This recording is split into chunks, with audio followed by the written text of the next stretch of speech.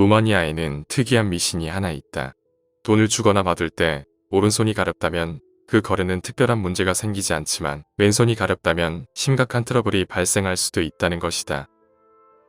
우리로서는 이해할 수 없는 미신이지만 실제로 이 동전 때문에 악마에게 빙의 된 루마니아 소녀가 존재한다. 그녀는 평상시와 다를 바 없는 날들 중 길거리에 떨어진 동전 하나를 발견했다. 그녀는 운이 좋다며 그 동전을 주워 동네 상점가로 가서 사탕을 사 먹고 집으로 돌아왔다.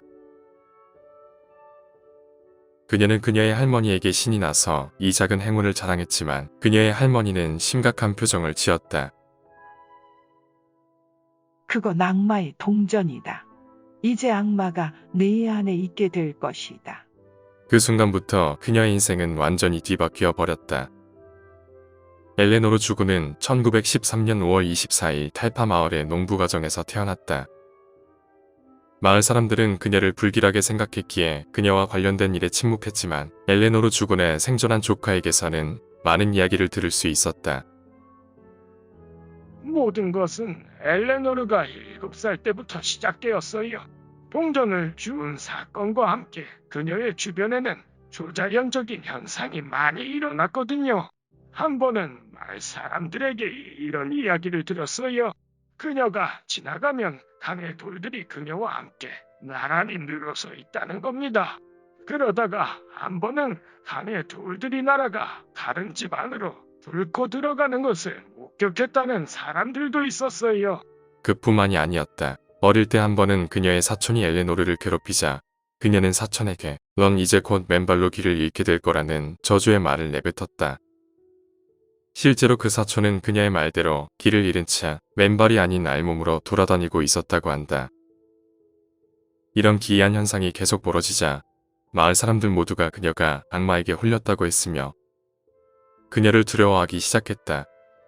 그녀의 할머니 역시 그녀를 무서워하는 건 마찬가지였다. 주군의 폴터가이스트 현상이 폭발한 것은 1925년 11살이 된 어느 날 할머니와 다툰 후 일어났다. 그녀가 화를 내자 바깥에 있던 돌들이 날아와 창문을 깨뜨렸고 내부의 작은 물건들이 엘레노르의 주변으로 날아다니며 할머니를 위협했던 것이다. 할머니는 더 이상 감당할 수 없다며 그녀의 아버지와 계모가 있는 곳으로 그녀를 보내버렸다. 하지만 그녀의 아버지와 계모도 그녀가 두려운 건 마찬가지였기에 그녀는 다시 수도원으로 보내졌다. 여기서 그녀는 마카레스쿠라는 신부와 만난다. 엘레노르가 방에 들어오자 금속판이 파괴되어 버렸습니다. 사람들은 충격에서 벗어나질 못했어요. 외부에 충격이 없었는데도 창문이 깨져버렸거든요. 이 모든 현상을 목격한 사제들과 교사들은 그 자리에서 도망을 쳐버렸습니다. 이런 현상은 멈추지 않고 지속되었다. 그녀는 어디에도 정착하지 못한 채 그녀의 부모의 손에 이끌려 온갖 수도원과 교회를 옮겨 다녔다. 한 수도원에서는 그녀가 문에 들어서나자 성인의 그림이 걸린 액자가 깨져버린 경우도 있었다고 한다. 탈파에는 이 악마 소녀에 대한 소문이 삽시간에 퍼져버렸다.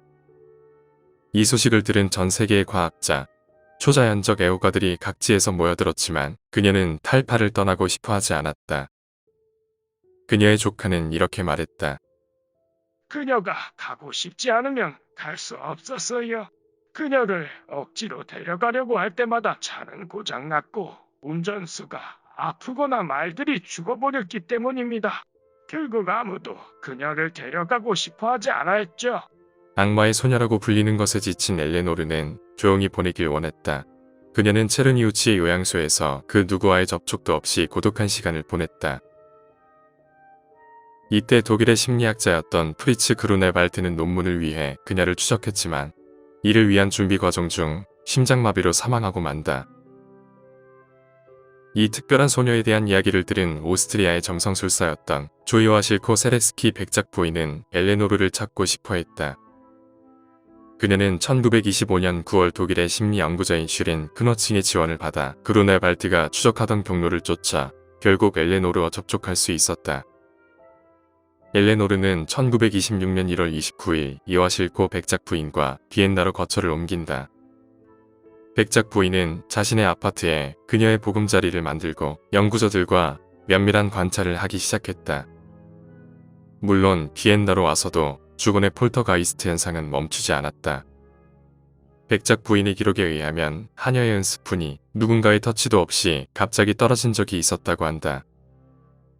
백작 부인은 이 사건을 의심을 했고 여타의 폴터가이스트 현상처럼 속임수일지도 모른다고 생각했다. 그러나 식솔들을 화나게 하는 일은 계속해서 발생했다. 잉크병이 마음대로 움직이며 특정 부위로만 뿌려지는 현상이 일어난 것이다. 이로 인해 백작 부인은 귀중품이나 물품들이 계속해서 파손될 것을 우려해 그녀를 하녀들이 기거하는 장소로 옮겼다. 엘레노르의 폴터가이스트 현상은 두 단계로 이어진다. 이런 물체가 움직이는 현상이 첫 단계요. 그 다음은 처음 6개월 후에 그녀의 피부에 이상 현상이 나타나기 시작한 것이 두 번째 단계이다. 이를 루마니아 사람들은 드라쿠 현상이라고 칭했다. 드라쿠는 흔히 드라큘라를 떠올리는 단어지만 당시 1926년에는 뱀파이어의 컬트 문화가 정착하지 않은 시대였다. 다만 드라큘라와 유사한 현상은 그녀의 몸에 지속해서 발견되었다. 즉 엘레노르의 몸 여기저기에 물린 자국과 찰과상이 나타나기 시작한 것이다. 백작 부인은 주군에게 일어난 폴터가이스트 현상을 다음과 같이 요약했다. 1. 가구에서 나는 이상한 소리. 2. 인형들의 공간이동. 3. 공중에서 낙하하는 물건들. 4. 가구의 물건들을 포함한 공간이동. 5. 자동석이 능력. 물건들이 몇 주 뒤나 잠시 후에 사라졌다 나타나는 현상. 7. 때때로 들리는 기이한 목소리.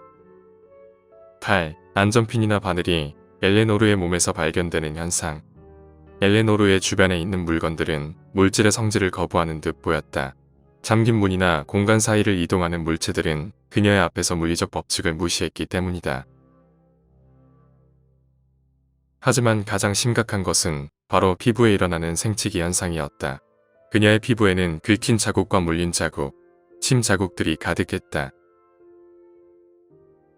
물린 자국들은 엘레노르의 치아와 일치하지 않았다. 엘레노르가 그 많은 사람들 앞에서 스스로 자신의 몸을 자해할 리도 만무했다. 백작 부인은 1926년 베를린의 의사에게 이 침의 성분을 조사해달라고 부탁했다. 이 침의 성분에는 포도상구균이 발견되었는데 그녀가 직접 뱉었는지 누군가에 의해 강제적으로 묻혀진 것인지는 명확하게 밝혀지지 않았다. 포도상구균은 건강한 사람의 30% 이상은 기강, 인후두, 피부, 털에 짐락되어 보균하고 있는 균이다. 이 균은 균열증, 식내막염, 식중독, 화농성 관절염, 화농성 골수염, 중이염 등을 일으키지만 이 악마라 불리는 소녀의 몸에 왜 이런 균 성분의 침이 묻어있는지는 그 누구도 알지 못했다. 그 외에 그녀의 팔과 손목에 낙인 현상도 함께 나타났다. 이는 추후 백작 부인과 관련자들이 조작한 사건으로 기소되었지만 이 기이한 현상들이 사실 여부는 그 누구도 밝혀내지 못했다. 그녀는 13살의 나이였지만 정신 연령은 8살의 소녀처럼 순진무구하고 어린아이와 같았다고 한다. 그녀는 이 백작 부인에게 꽤 의지하고 사랑을 갈구했던 것으로 보인다. 악마라 불리는 이 소녀에게 관심을 보인 것은 오직 백작 부인뿐이었기 때문이다. 그리고 이렇게 영원할 것 같던 폴터가이스트 현상은 갑자기 사라져버렸다. 주군이 사춘기가 시작되고 월경이 시작된 해의 이 현상은 점점 잦아들더니 완전히 없어져 버린 것이다. 평범한 소녀가 된 엘레노르는 백작 부인의 후원을 얻어 미용사가 되었고 루머니아의 부크레시티의 미용실에서도 이 일을 계속해 나갔다. 1998년 그녀는 악마의 소녀라는 이름을 벗어버리고 영원한 잠이 들었다. 그리고 지금까지 엘레노르 주군의 폴터가이스트 현상의 원인은 아직까지도 미스터리로 남아있다.